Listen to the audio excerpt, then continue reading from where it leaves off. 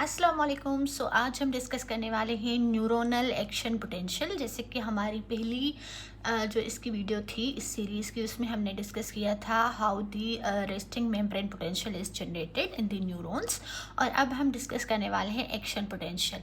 ठीक है, तो अब एक्शन पोटेंशियल फर्स्ट होता क्या है कि जब भी सेल, कोई भी जो एक्साइटेटरी सेल है, उसको जब कोई स्टिमुलस मिले और वो एक्शन में आ जाए, तो उस वक्त जो उसका पोटेंशियल होता है this is known as action potential. जैसे रेस्टिंग मेम्ब्रेन पोटेंशियल क्या था कि जब कोई भी सेल रेस्ट में हो, उस वक्त जो उसकी मेम्ब्रेन पे जो वोल्टेज होती है, जो पोटेंशियल होती है, उसको हम क्या कहते हैं, रेस्टिंग मेम्ब्रेन पोटेंशियल।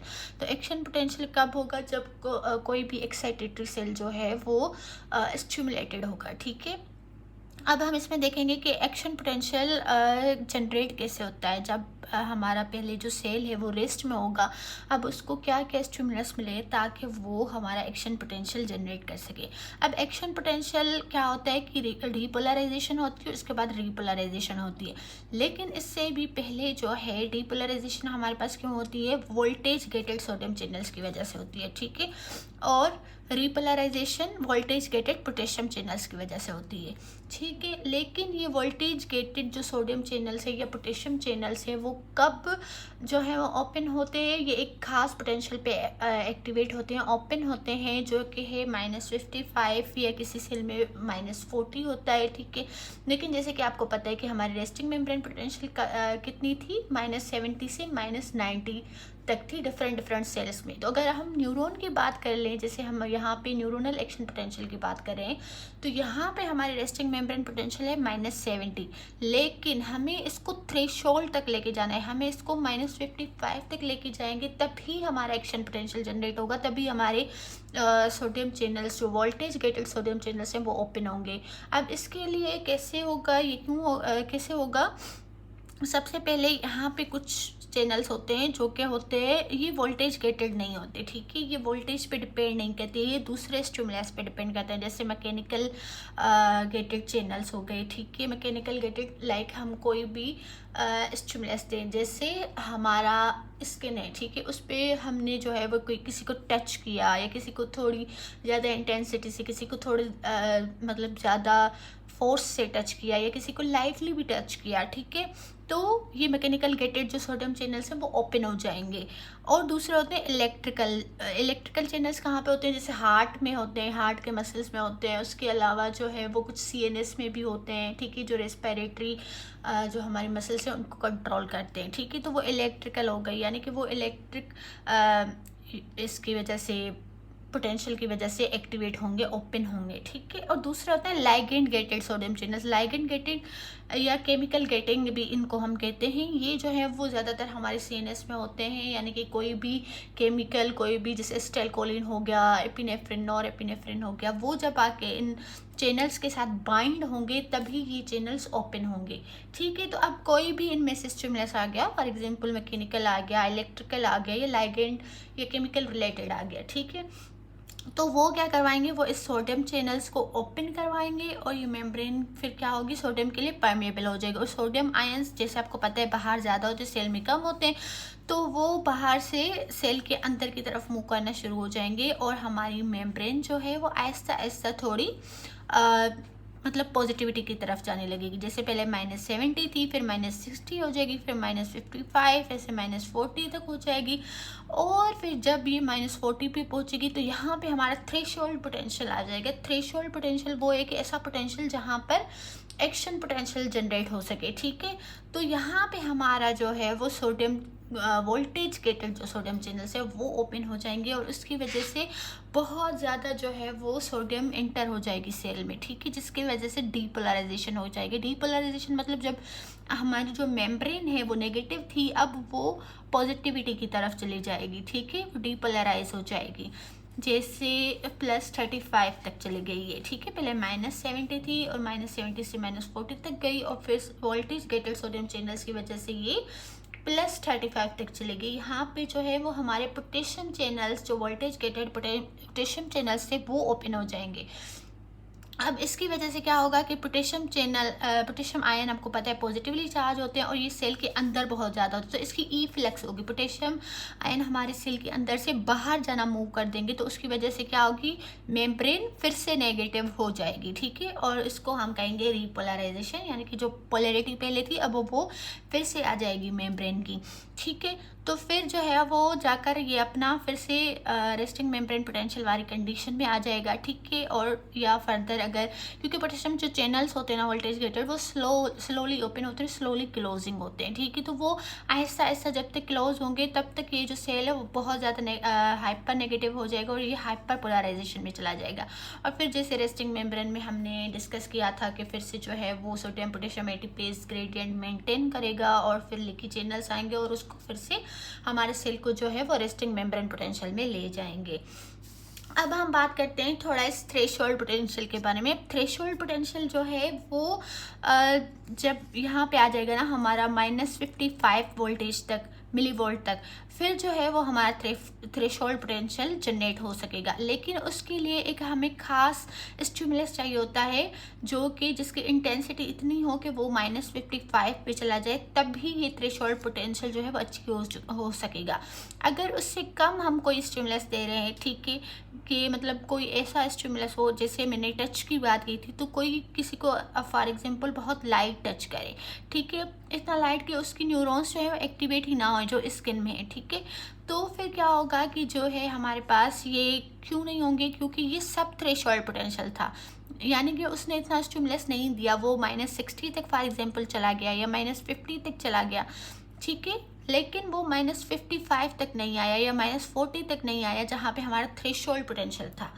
तो ये वाले जो पोटेंशियल जनरेट होंगे यहाँ पे -70 से -60 या -50 तक, ठीक है, इनको हम कहेंगे सब थ्रेशोल्ड पोटेंशियल, ठीक है, यानी कि थ्रेशोल्ड से कम वाला पोटेंशियल। इनमें जो है ना वो हमारा एक्शन पोटेंशियल जनरेट नहीं होगा, भले चाहे ये कितने भी हो, -50 तक आ जाए, फिर भी हमारा एक्शन पोटेंशियल जनरेट नहीं होगा, क्योंकि एक्शन पोटेंशियल जनरेट होने के लिए हमें थ्रेशोल्ड पोटेंशियल चाहिए और इसके लिए हमें इतना स्टिमुलस देना पड़ेगा, इतनी इंटेंसिटी का, कि मेम्ब्रेन जो है कम से कम -55 या -40 तक जो है वो हो जाए नेगेटिव, पॉजिटिविटी मतलब थोड़ी उसमें आ जाए, क्योंकि -70 तो बहुत ज़्यादा नेगेटिव है, तो थोड़ी सी उसमें पॉजिटिविटी आ जाएगी, तो फिर हमारा एक्शन पोटेंशियल जो है वो जनरेट होगा, क्योंकि इसी पोटेंशियल पे हमारे voltage gated sodium channels open होंगे जो कि काज कराएंगे डीपोलराइजेशन और फिर रीपोलराइजेशन हो जाएगी, ठीक है।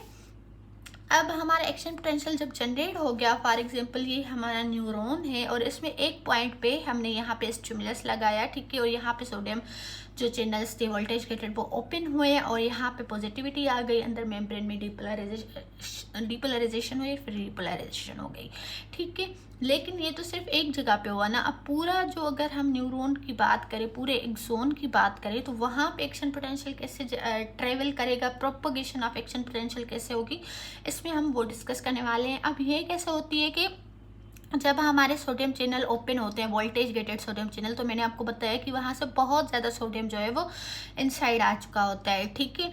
फिर वहाँ से जो सोडियम अब सेल के अंदर आ गया है वो थोड़ा जो है वो डिफ्यूज़ होके थोड़ा सा 2 to 3 मिलीमीटर तक आगे जाएगा और ये फिर काज करवाएगा यहाँ पे थ्रेशोल्ड पोटेंशियल, और फिर थ्रेशोल्ड पोटेंशियल होगा तो यहाँ पे फिर दूसरे चैनल्स ओपन हो जाएंगे, sodium voltage gated sodium channel, और फिर से सोडियम अंदर आएगा और फिर से ये जो है वो यहाँ पे थोड़ा पेच जो मेम्ब्रेन का है ये डिपोलराइज होगा, फिर यहाँ से थोड़ा सोडियम की जो है वो इधर जाएंगे, ठीक है, और यहाँ पे डिपोलराइजेशन थ्रेशोल्ड पोटेंशियल करवाएंगे। थ्रेशोल्ड पोटेंशियल की वजह से voltage gated sodium channel open हो जाएंगे और फिर से सोडियम यहाँ पे मूव करेगा, ऐसे ये दोनों डायरेक्शन में होगा, ठीक है। और इसी तरीके से जो है हमारा एक्शन पोटेंशियल पूरे न्यूरॉन में ट्रेवल करेगा, ठीक है।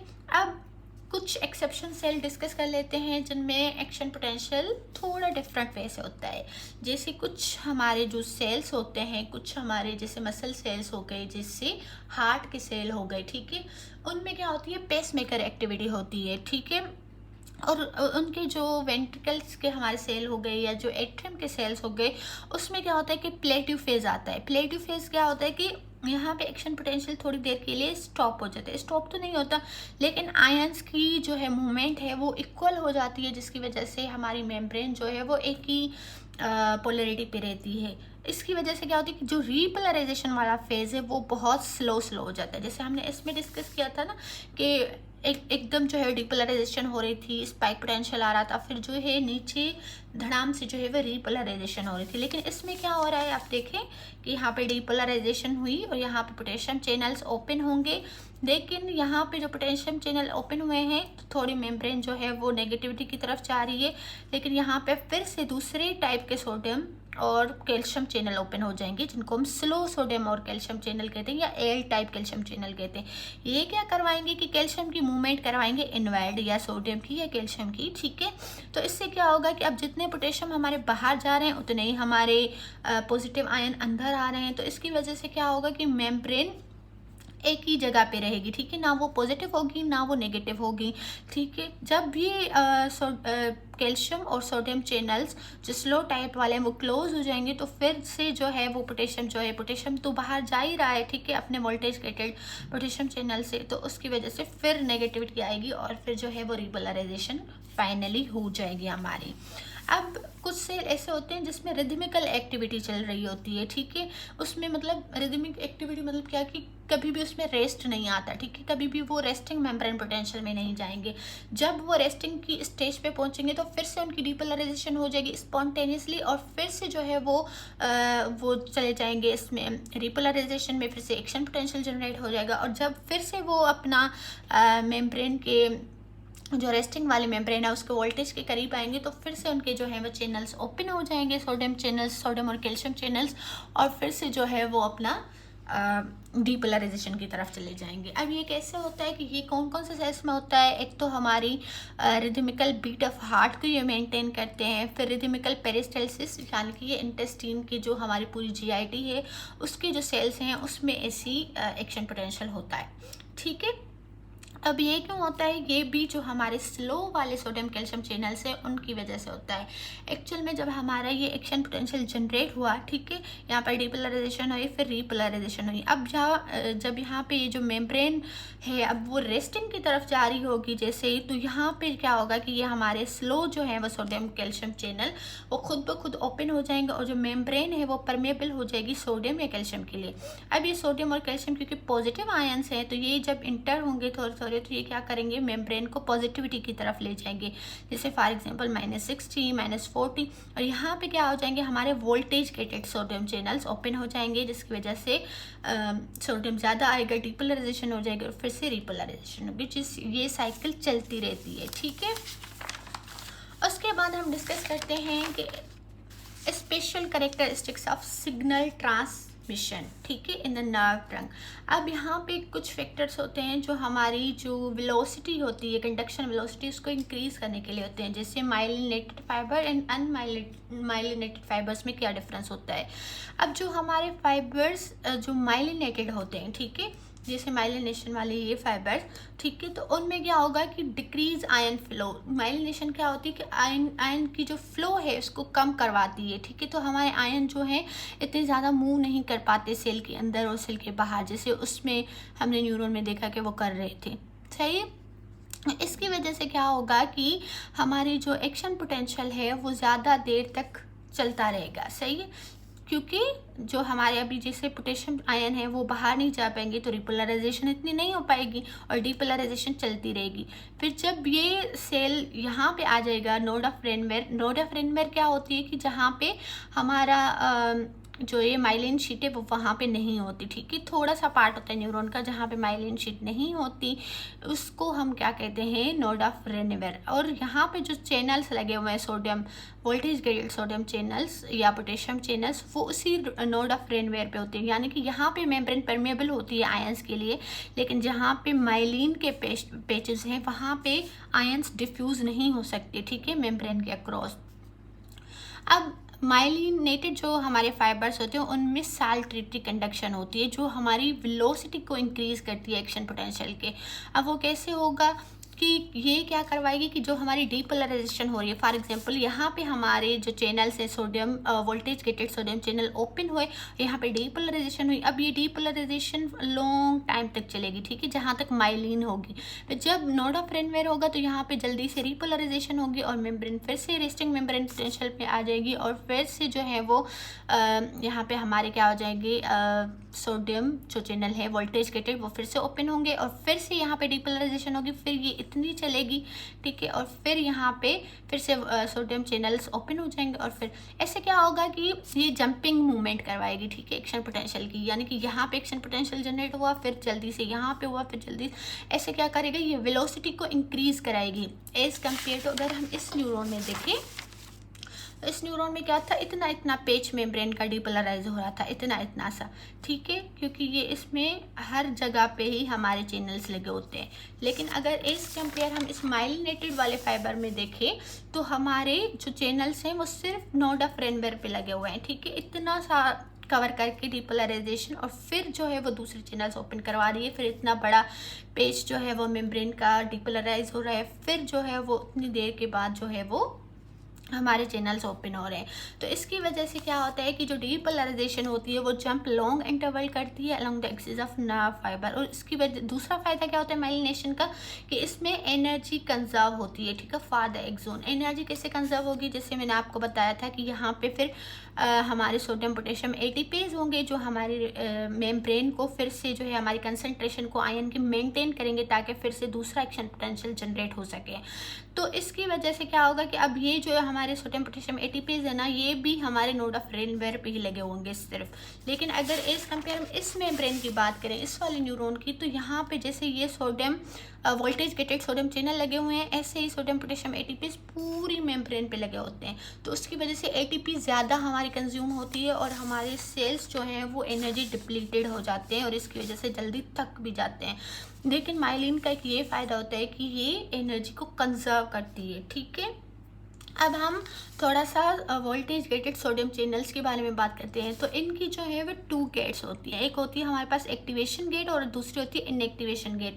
अब एक्टिवेशन गेट जो है वो नॉर्मली जब रेस्ट में होता है सेल तो ये क्लोज होती है, ठीक है, और इनएक्टिवेशन गेट ओपन होती है।